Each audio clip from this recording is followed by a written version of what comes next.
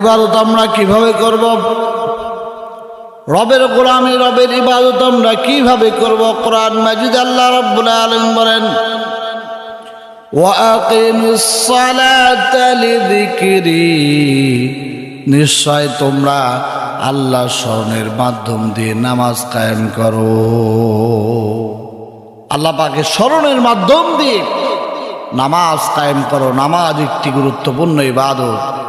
আমাদের সমাজের কত যুবকেরা আজ নামাজ থেকে বিরত রয়েছে, নামাজের ধারের কাছেও আসে না। এই জন্য যুবকদেরকে উদাত্ত আহ্বান করব, নামাজ বা শক্ত নামাজ এটা আপনার আমার উপর আল্লাহ পাক ফরজ করেছেন। সুতরাং যদি কেউ স্বেচ্ছায় বিনা ওজরে যদি কেউ এক ওয়াক্ত নামাজ ওজর ছাড়া কাজা করে, তার জন্য 2,88,00,000 বছর জাহান্নাম কাটতে হবে। আমার ভাইরা, আল্লাহ রাব্বুল আলামিন বলে, তোমরা যেই নামে আমাকে ডাকো না কেন, আল্লাহ বলে ডাকো অথবা রহমান বলে ডাকো না কেন, সকল নামের ডাক দিলেই যে কোনো আল্লাহর নাম রয়েছে, আল্লাহর নামের মতো এত সুন্দর নাম কারণেই কোরআন মাজিদ আল্লাহ রাব্বুল আলামিন বলেন, قل ادعوا الله أو ادعوا الرحمن أياما مدعوا فله الأسماء الحسنى। রব্বুল আলামিন বলেন, নবী করিম সাল্লাল্লাহু আলাইহি ওয়াসাল্লামকে আল্লাহ পাক বলতেছেন, নবীজি আপনি বলুন, কুল উদউল্লাহ ওয়া আবিদুর রহমান, নিঃসন্দেহে তোমরা আল্লাহকে আল্লাহ বলে ডাকো অথবা রহমান বলে ডাকো না কেন, আইয়ামাম মাদউ ফালাহুল আসমাউল হুসনা, আল্লাহকে তোমরা যেই নাম ধরে ডাকো না কেন, সব চাইতে আল্লাহর নামই হলো সুন্দর। আল্লাহ পাকের যতগুলো নাম রয়েছে সকল নামগুলো সুন্দর নাম। আল্লাহর নামের চেয়ে এত সুন্দর নাম পৃথিবীতে আর কারণে। এই জন্য আমার ভাইরা, আল্লাহ রাব্বুল আলামিন বলতেছে, বান্দারে কি জন্য তুমি আমি আল্লাহর গোলামি করবে, আমি আল্লাহর দাসত্ব আদায় করবে? আল্লাহ রাব্বুল আলামিন কোরআন মাজিদের মধ্যে বলেন, ওয়ামা খালাকতুল জিন্না ওয়াল ইনসা ইল্লা লিয়াবুদুন, নিঃসন্দেহে আমি আল্লাহ রাব্বুল আলামিন জিন এবং ইনসানকে সৃষ্টি করেছি একমাত্র আমি আল্লাহর গোলামি করার জন্য। আল্লাহ রাব্বুল আলামিন অসংখ্য অগণিত মাখলুকাত দুনিয়ার জমিনে সৃষ্টি করেছেন। আল্লাহ রাব্বুল আলামিন সমস্ত মাখলুকাতকে আল্লাহ পাক মানব জাতির জন্য খাদেম হিসাবে পাঠিয়ে দিয়েছেন, খাদেম বানিয়ে দিয়েছেন। আর একমাত্র মানুষকে আল্লাহ রাব্বুল আলামিন আল্লাহর গোলামি করতে বলেছেন। এই জন্য আমার ভাইয়ারা, গোলামি করতে হলে একমাত্র আল্লাহর গোলামি করব, আল্লাহর দাসত্ব আদায় করব।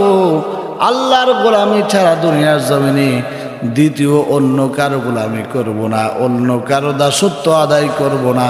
গোলামি যদি করতেই হয় একমাত্র আল্লাহর গোলামি করব। গোলামি হবে একমাত্র আল্লাহ পাকের জন্য। কারণ হলো বান্দার নামাজ, বান্দার রোজা, হজ, যাকাত যা হবে সমস্ত ইবাদতগুলো হবে একমাত্র আল্লাহ পাকের জন্য। আমার ভাইরা, আল্লাহ রাব্বুল আলামিন কোরআন মাজিদের মধ্যে বলেন, কুল ইন্না সালাতি ওয়া নুসুকি ওয়া মাহইয়ায়া ওয়া মামাতি লিল্লাহি রাব্বিল আলামিন লা শারীকা লাহু ওয়া বিযালিকা উমিরতু ওয়া আনা আউওয়ালুল মুসলিমুন।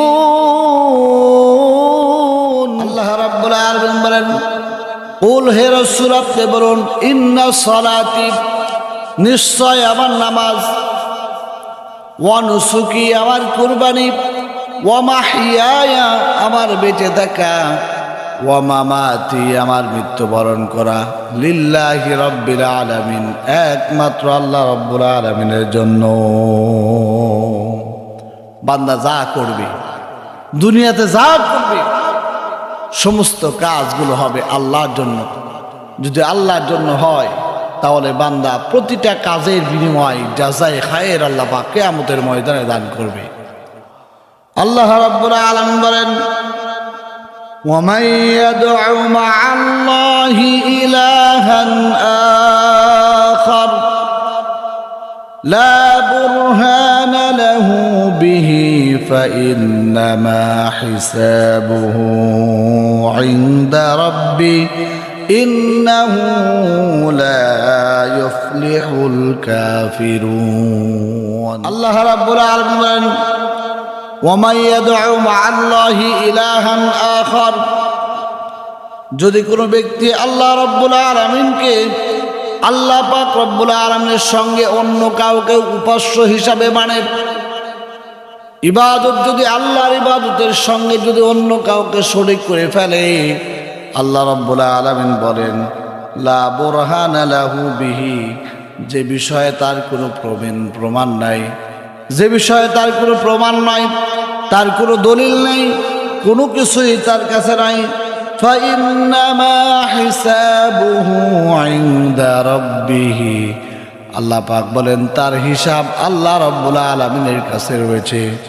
আল্লাহ রাব্বুল আলামিন বলেন ইন্নাহু লা ইউফলিহুল কাফিরুন, আর কাফেররা আল্লাহ পাক রব্বুল আলামিন বলেন ইন্নাহু লা ইউফলিহুল কাফিরুন, আর কাফেররা আল্লাহ রব্বুল আলামিনের কাছে সফল কাম হবে না। দুনিয়াতে যারা ইমানদার হবে তারাই সফল কাম হবে, আর কোনো কাফের কোনো বেঈমান আল্লাহর কাছে সফল কাম হতে পারবে না। এই জন্য সফলতা অর্জন করতে হলে একমাত্র আল্লাহকে রব হিসাবে গ্রহণ করতে হবে।